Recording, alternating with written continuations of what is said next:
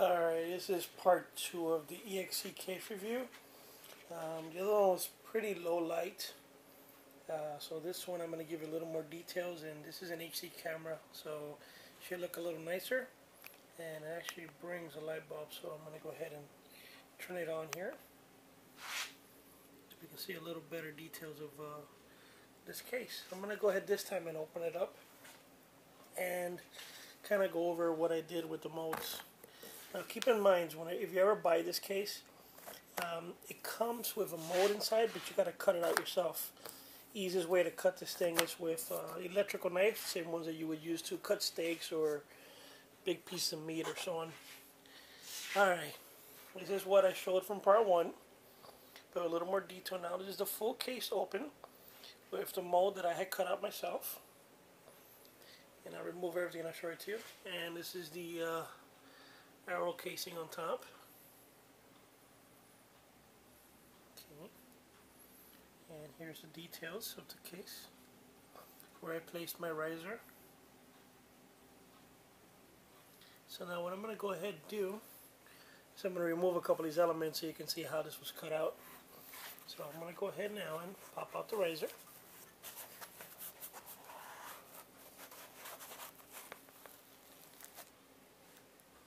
Okay, and I got my string here where I can actually string up the bow. I'm going to put it here on the side. As you can see how I put an extra pad here. There's the cut that I did. I actually did it with a kitchen knife and a little saw blade.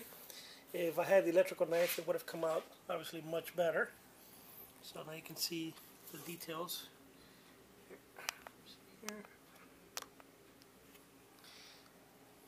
Should be. There we go, a little better. See the depth of the mold, and then here's the plastic from the back. So if you have a couple of extra pieces of the foam, you can place it under, so that way at least the riser is not sitting directly on the plastic. And this here, actually what I did, is actually the wrist strap that I use on my stabilizer. And instead of cutting out a perfect cut, I just did a little deep cut here, and then just did a slit over here, so I didn't have to go too heavy. So then the deep cut was more for this piece here.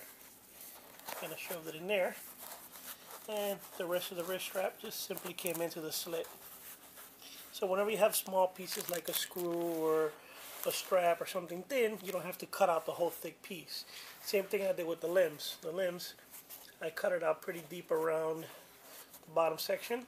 By the time I got here, instead of doing a double cut, I just did one slim cut on the foam, and then by the time I got here to the corners, I cut it deeper again for the edges. So you can see when I pull it out a little bit. See if you can see it down here. You'll see the cut underneath. See? Nice slim, pops right in, nice and neat, and it's pretty good. So I got this open space here. What I'm going to do is, once I get the other piece, I'll flip this upside down. I'll draw out the mold for the sight. Cut it from this side. So that way, when I'm done and I put the mold flipped over, you don't see any of the pencil marks or any of the edges. Sometimes what I do here, like for this little ring here, I ended up cutting a little T, and I just popped in the ring inside. And that's pretty much it. And like I said before here, the arrow rests, to hold the arrows in the back. The foam on top already comes pre-cut already and pre-slit, where you can stuff the arrows down there. You can place them all the way up to here.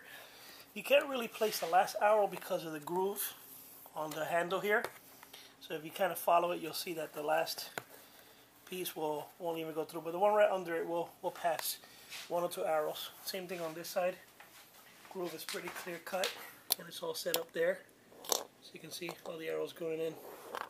So this one actually moved down a little bit. Just got too lazy to make them perfect. There you go. It's a neat little case. It's pretty good. It's pretty sturdy. Here's where the case is connected in the back.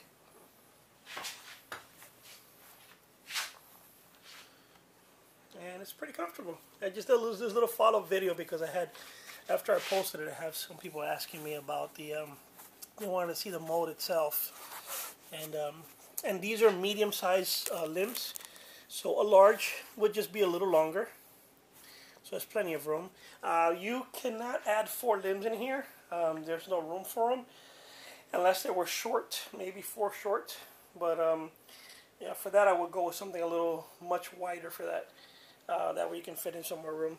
And again, once you got it cut out good and nice and snug, don't overcut it, because then it's not going to be smooth and snug coming in. It's going to be too loose and it's going to bounce around.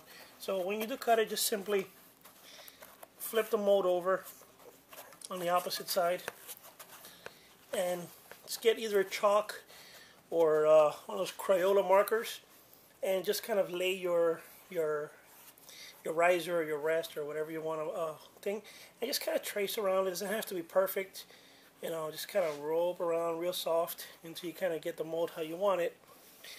Then that way when you cut it, you just cut about 1/8 of an inch to 1/4 of an inch less inside the line, and it should give you just a perfect fit.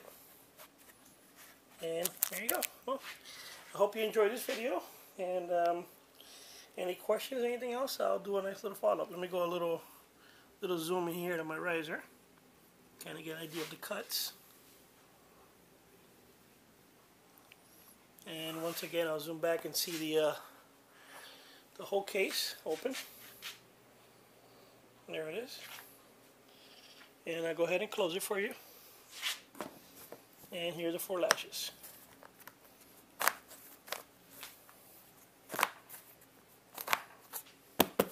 There we go. EXE. Nice and slick. Later.